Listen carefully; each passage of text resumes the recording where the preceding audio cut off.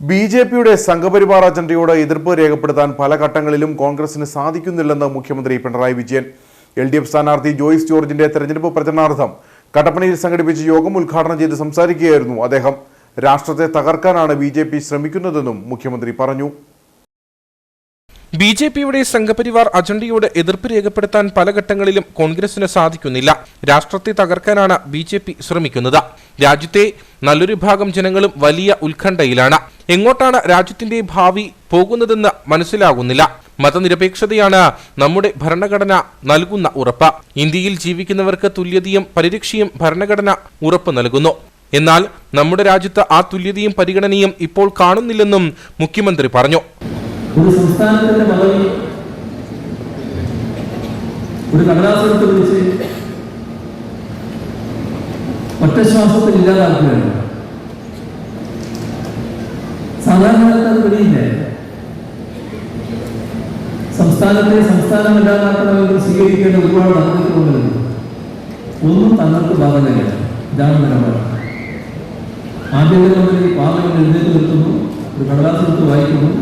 ജമ്മു കാശ്മീർ എന്ന സംസ്ഥാനം അതോടെ സംസ്ഥാനമല്ലാതാക്കുന്നു. ഉയർന്നു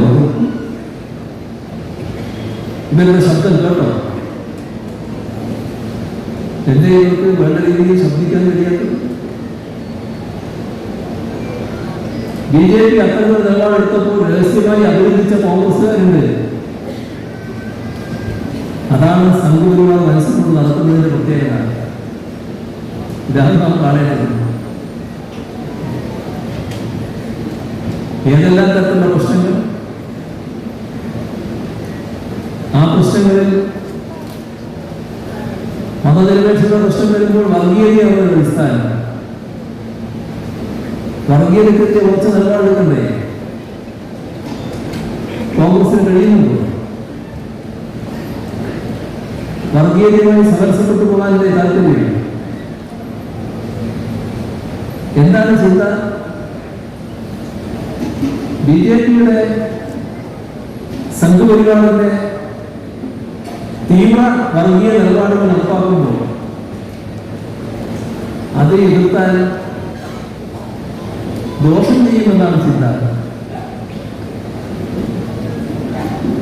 അതിലേക്ക് എതിർക്കേണ്ടത് ആ എതിർപ്പ് ഏതെങ്കിലും ഘട്ടത്തിൽ വരുന്നോ?